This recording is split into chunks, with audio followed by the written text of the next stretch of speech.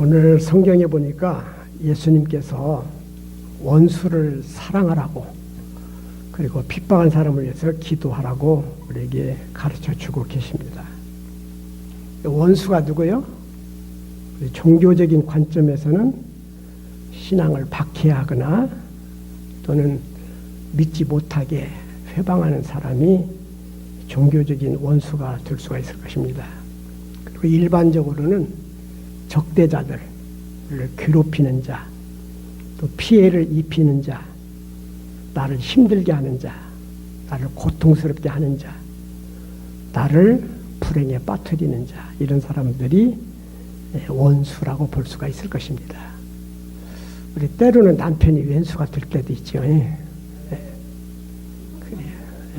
우리 아내들이 가끔은 남편들은 아이고 저 왼수 그러기도 하더라고요. 누가복음에도 마태복음에 있는 산상수훈이 거의 비슷하게 수록이 되어 있는데 그 누가복음에는 미워하는 자, 저주하는 자, 모욕하는 자, 뺨을 치는 자, 겉옷을 빼앗는 자, 내 것을 가져가는 자, 이런 사람들을 원수로 그렇게 표현하고 있습니다. 그런데 이 원수를 사랑한다는 것이 쉬울까요? 어려울까요? 쉽지가 않지요. 쉽지가 않아요. 그래서 오늘 이렇게 성경에도 보면은 43절에 네 이웃을 사랑하고 네 원수를 미워하라 하였다는 것을 너희가 들었으나 이렇게 돼 있어요. 그러니까 예수님 당시에 유대인들은 어떤 생각들을 가지고 있었냐면 이웃은 사랑하고 원수는 미워하라 이런 사고방식을 가지고 있었다는 거예요. 그런데 사실 구약 성경에는 내 이웃을 미워하라 하는 말이 없어요. 없어요? 레위기서 19장 17절에 보면은 현대인의 성경으로 이렇게 되어 있습니다. 너희는 마음으로 너희 형제를 미워하지 말고 그 때문에 죄를 짓지 않도록 그와 맺힌 것이 있으면 풀어라. 또 너희는 원수를 갚지 말고 너희 동족에게 양심을 품지 말며 너희 이웃을 너희 몸과 같이 사랑하라. 나는 여호와니라. 이렇게 되어 있어요. 그러니까 성경에는 원수를 미워하라고 한 가르침이 없는데 유대인들은 주변에 있는 강대국들의 침입을 받아가지고 자꾸 괴롭힘을 당하니까 당시 유대인들은 우리 형제들은 사랑하지만 원수 저놈들은 그냥 미워하고 그리고 보복할 수 있으면 보복해야 된다. 이런 사고방식을 가지고 있었다 하는 거예요. 특별히 예수님 당시에는 셀롯 당이라고는 그런 당파가 있었는데 소위 말하면 독립운동단체입니다. 그때는 로마에게 나라를 뺏겨서 식민지로 있었기 때문에 이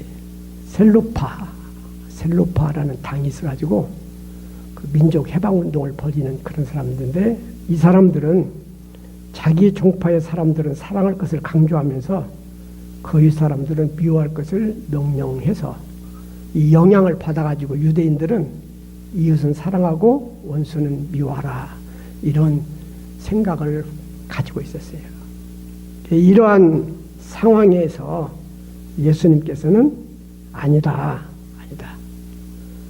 이웃은 사랑하고 원수는 미워해야 될 대상이 아니라 원수도 사랑하라 이렇게 우리에게 가르침을 주셨습니다.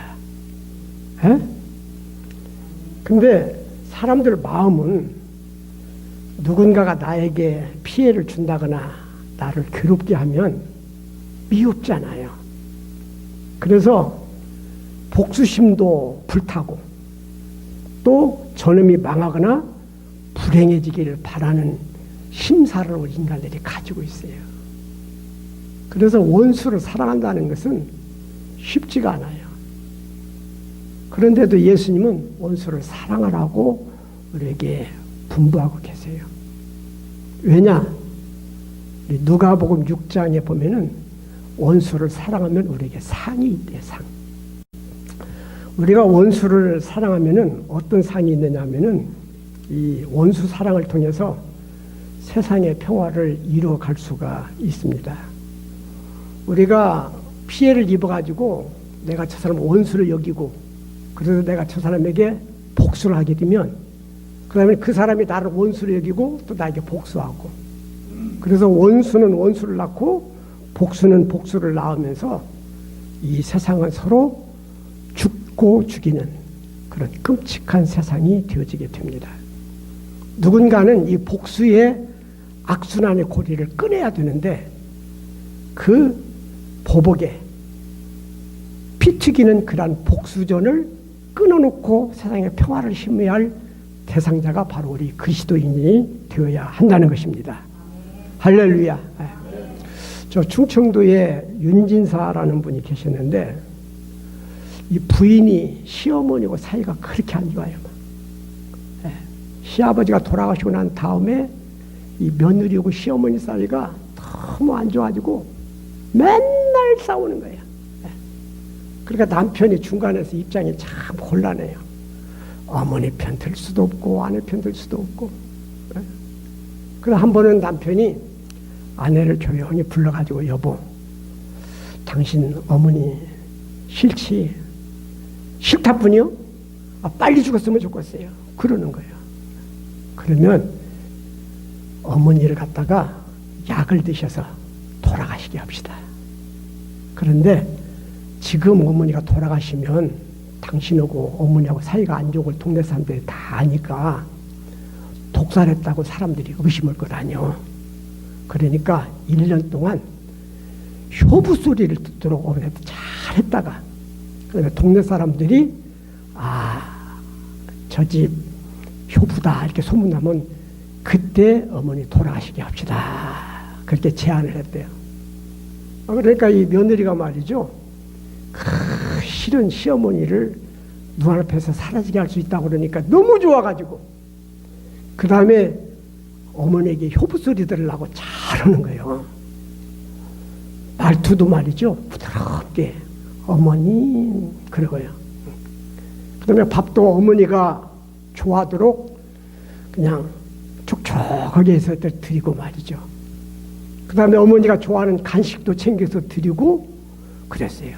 처음에 할 때는 역겨워가지고 내가 정말 이렇게 해야 되나 하는 생각도 들었지만 어머니 1년 후면은 내 눈앞에서 사라진다는 희망을 가지고 1년 동안 꾹 참아가면서 미식미식한 것도 막 다 참아가면서 정말 정성스럽게 아주 친근하게 어머니한테 잘했다는 거예요. 그랬더니 시어머니가 말이죠. 전에는 이 며느리가 말투도 투박하고 막 대들어 쌓고 험한 말도 하고 그러더니만은 말씨도 곱상해지고 자기한테 그렇게 잘하니까 며느리가 막 이뻐지더려. 그래가지고 우리 며느리 최고라고 동네 다니면서 자랑하고 다니고요. 또 며느리 이렇게 일을 좀 덜어주려고 집안 청소도 이렇게 해주고 그리고 집안일도 이렇게 거들어주고 이렇게 했다는 거예요. 그래가지고 1년이 지난 다음에 남편이 말이지 여보 이제는 동네 사람들이 당신 효부라고 다 인정하니까 이제는 약을 드릴 때가 됐어. 그랬더니 며느리가 아니에요 어머니 돌아가시면 안 돼요. 거기서는 그냥 깜짝 놀라면서 말리더래요. 그리고 그 전에 그렇게 막 전쟁터 같은 그 집구석이 이제는 아주 그냥 고부간에도 서로 애끼고 서로 위해주는 행복한 가정이 됐다네요. 이게 사랑의 힘이거든. 그래서 원수는 원수로 갚으면 더 악화가 되는데 원수를 사랑하면 평화가 찾아오게 되니까 우리 주님의 가르침을 받아서 우리는 원수까지 사랑할 수 있어야 되겠습니다. 그리고 우리가 원수를 사랑할 때에 그 원수를 변화시킬 수가 있어요. 로마서 12장 20절 말씀에 보면은 네 원수가 줄이거든 먹을 것을 주고 그가 목말라거든 마실 것을 주어라. 그렇게 하는 것은 그의 머리 위에다가 숯불을 쌓는 셈이 될 것이다. 이게 현대인의 성경에는 원수는 머리에 숯불을 놓은 것 같이 부끄러워 견딜 수 없게 될 것이다. 이렇게 해석이 되어져 있어요. 원수한테 잘하면 그 원수의 머리에다가 숯불을 얹는 것과 같아가지고 상대방이 자연히 부끄러움을 느끼고 나한테 굴복하게 된다는 거예요. 그리고 우리 성경에 보면은 스데반이라는 분이 계세요. 초대교회 7 집사 중에 한 분입니다. 이분이 복음을 전하다가 유대인들에게 붙잡혀서 돌에 맞아 순교를 당하게 돼요. 근데 이 스데반이 뭐 도둑질한 것도 아니고 강도 지던 것도 아니고 살인한 것도 아니고 아무런 잘못한 건 없는데 다만 복음을 전했다는 이유 때문에 돌멩이 맞게 돼요. 얼마나 억울한 일이에요. 그리고 잘못도 없는 자기에게 돌을 던지는 그 사람들이 얼마나 미흡고 왼수겠어. 그런데 이 스데반은요, 숨을 거두기 전에 마지막 무릎을 탁 꿇고 경건하는 모습으로 기도를 하는데 뭐라고 기도하느냐면은 주여 이 죄를 저들에게 돌리지 마옵소서, 그렇게 기도를 해요. 죽는 순간 원수 사랑의 모습을 보여준 거지. 그런데 그 스데반을 죽이는 데 주동자였던 사울이라는 젊은이가요, 거기에 감동받아가지고 회심을 해서 기독교 신앙을 받아들이고, 그리고 그 스데반이 전했던 복음을 자기가 온 세상에 다니면서 전하는 대전도자가 되어지게 되었다는 거예요. 에? 우리나라에 저 여수에 손양원 목사님이라고 계셨습니다. 그분에게 세 아들이 있었는데 여순 반란 사건 때에 좌익들이 두 아들을 죽였어요. 동인이와 동신이 두 아들을 죽였어요. 그런데 여순 반란 사건이 진압이 되어지고 이 두 아들을 죽였던 안재선이라는 자가 붙잡혀가지고 사형을 당하게 됐습니다. 그런데 손양원 목사님은 사형 장소에 찾아가가지고 이놈이 내 아들 죽였으니까 내가 처리할 수 있도록 내게 맡겨주시오, 이렇게 요청을 해가지고 그 청년을 구해가지고 죽이는 것이 아니라 자기 양아들로 삼았어요. 할렐루야. 그랬더니 이 안재선이가요, 사람 죽인 죄를 철저히 회개하면서 손양원 목사님을 그렇게 아버지처럼 잘 모셨다네요. 그가 신학 공부는 했지만 사람 죽인 자가 어떻게 목사를 할 수가 있느냐 그래서 목사는 하지 않았대요. 그러면서 평생 동안 고행을 하면서 참여하면서 살았다네요.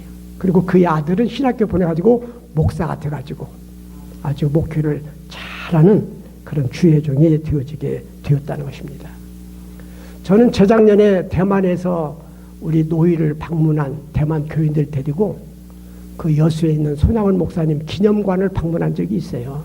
그 기념관을 보면은 손양원 목사님의 행적이 쭉 기록이 되어 있는데 대만 사람들이, 대만 기독교인들이 그걸 보고 말이죠, 눈물을 막 주룩주룩 흘리면서 대한민국에 이렇게 훌륭한 신앙이 있었느냐고 막 그러면서 막 감동을 하는 감동. 대만인뿐만 아니라 손양원 목사님 같이 원수를 사랑했던 그 위대한 신앙에 우리 한국인도 감동을 받고 그로 인해서 예수 믿은 사람들이 참 많이 생겨나게 되었었습니다. 할렐루야. 그래서 원수를 사랑해서는 그 원수를 새 사람으로 만들고, 그리고 그가 나를 존경하게 만드는 그런 일이 되기 때문에 원수 사랑이 얼마나 값어치 있는 일인지 몰라요. 그러면서 원수를 사랑하는 것은 우리의 마음의 짐을 벗을 수 있는 길이기도 합니다. 미움이나 증오나 복수심은 우리의 심리를 불안하게 만들어요. 그리고 우리 심리가 불안하게 되어지면 막 울분이 막 솟구치 나고 막 몸에서 막 열이 팔팔 나고 소화불량이 생기고 잠은 안 오고 혈압은 오르고 막 그래가지고 병든다니까. 병들어요. 사실은 원수는 말이죠, 편안하게 잘 사는데 내가 그는 미혼이라고 나만 힘들어. 그러니까 그런 원수를 싹 용서해버리면 내 마음에 평안을 얻고 내게 좋다니까요. 그리고 원수를 사랑해야 되겠어요, 안 해야 되겠어요? 사랑해야지요. 그래서 잠언서 17장 22절 말씀에 보면은 마음의 즐거움은 양약이 되고 심령의 근심은 뼈를 마르게 하느니라 그랬는데, 미움과 증오, 이것이 우리의 뼈를 마르게 하는 무서운 독소가 되는 것을 기억하시고, 혹시 그동안에 원수가 있었다면 이 시간을 통해 다 용서하시고 그를 사랑하시고 그를 위해서 기도하시기를 주님의 이름으로 부탁을 드립니다. 그러면서 원수를 사랑하는 것은 우리가 하나님의 자녀임을 증명하는 일이기도 하다, 그거예요. 그래서 오늘 읽은 성경 말씀에 보면은 사랑하는 자를 사랑하는 것은 죄인도 하고 저 세리들도 다 한다 이거예요. 사랑하는 사람을 사랑하는 것은 누구나 다 한다 이거예요. 예? 다 해. 예. 그리고 우리 하나님은 은혜를 모르는 자와 악한 자에게도 인자로우시다. 그래서 해를 비출 때에 의인에게는 비추고 악인에게는 안 비추는 하나님이 아니라 의인과 악인에게 구별 없이 햇빛을 딱 비춰주시는 하나님이시고요. 예? 비도 이쁜 사람에게만 내리시는 것이 아니라 이쁜 사람이든 미운 사람이든 의인이나 악이든 다 비를 똑같이 내려주시는 하나님. 그리고 우리 하나님은 자비로우신 하나님이신데, 너희가 하나님의 자녀가 되려면은 하나님을 닮아야 된다는 거예요. 그래서 아버지의 자비하심 같이 너희도 자비하라 하면서 이같이 한지, 세상 사람들은 못하는 원수까지 사랑하는 그런 믿음과 인격을 가지게 되면 너희가 하늘에 계신 아버지의 아들이 되리니 그랬어요. 에? 원수를 사랑할 때에, 그때에 우리들이 사람들에게 저분은 진짜 신앙인이다, 저분은 진짜 하나님의 백성 같다, 이렇게 인정받고 존중받는 그런 기회가 되어줄 수 있다는 거예요. 여러분, 우리 예수님을 한번 생각해 보세요. 우리 예수님이 유대인들에 의해서 십자가에 못 박혀 죽임을 당하셨습니다. 우리 예수님이 뭔 잘못을 했어요? 오직 사람들 사랑하고 병 고쳐주고 귀신 쫓아내주고 진리를 가르쳐주고 복음을 전하고 이것밖에 없잖아요. 그러한 예수님을 유대인들이 십자가에 달아서 못 박고 창으로 찌르고 가시로 찌르고 그러면서 예수님을 죽이는 거예요. 네.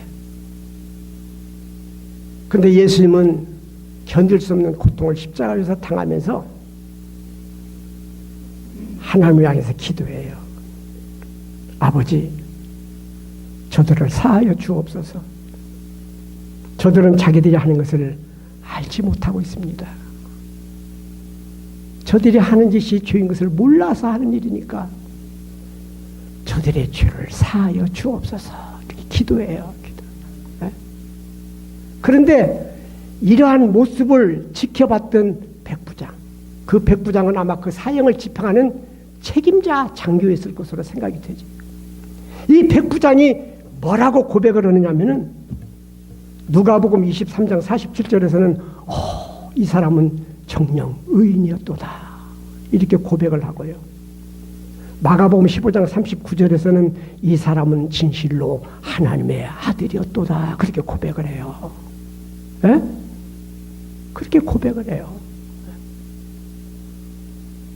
그리고 거기에 구경하러 모였던 많은 무리들은 가슴을 치면서 회개하면서 돌아갔다고 성경에 기록이 되어져 있습니다. 원수를 사랑하니까 사람들이 존경하면서 보는 거예요. 원수를 사랑하는 그 모습이 사람들에게 감동과 감화를 안겨주는 거예요. 그러면서 원수를 사랑하는 그분을 인정하고 그 십자가상에서 자기를 못 박는 사람들을 위해서 저들이 죄를 사해달라고 기도했던 예수님을 하나님의 아들로 고백하면서 구세주로 고백하면서 그분을 믿고 따르는 역사가 일어나게 된 것입니다.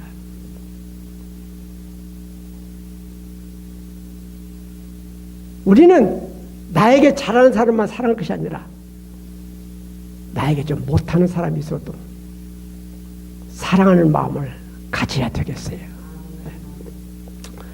제가 첫 목회를 시작할 때에, 그때는 전도사로 시골교회에 제가 부임을 했습니다. 제 신앙의 선배인 형님이 찾아오셔서 목회 시작하는 저에게 몇 가지 충고를 주셨어요. 그 중에 하나가 뭐냐면은 목회를 하다가 보면은 목사에 대해서 불평하고 비판하고 힘들게 하는 교인이 있을 것이다.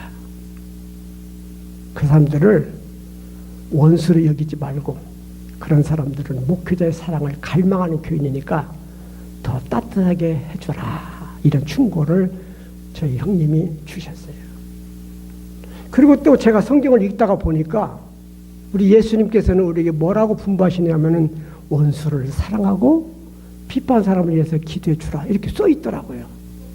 그래서 형님의 그 충고, 우리 성경에 나와 있는 예수님의 분부를 마음에 딱 새기고요. 진짜 목표다 보니까 목사 힘들게 하는 교인이 있더만. 여기 목사님 힘들게 하는 교인 한번 손들어 봐봐. 다음 교인은 없네. 힘들게 하는 교인이 있어요. 마음 아프게 하는 교인이 있더라고. 그런데요, 우리 예수님의 가르침과 형님의 그러한 훈계를 마음에 굳게 새기고 제가 저를 힘들게 하는 교인들을 미워하지 않고 더 따뜻하게 대해주었어요. 그랬더니 놀라운 것은요, 저를 한때는 반대하고 비판했던 사람들이 내 편이 되는 거예요. 협력자가 되어지고요. 그리고 그렇게 하니까 교회가 평온한 거예요. 여러분, 제가 경험해 보니까요, 원수를 사랑해가지고 그 사람이 나를 좋아하게 만들고 나를 존중하게 만드는 것은 참 재미가 있는 일이더라고. 이 재미는 맛을 안 본 사람은 몰라. 맛을 본 사람은 그 맛이 얼마나 좋은가를 알아요.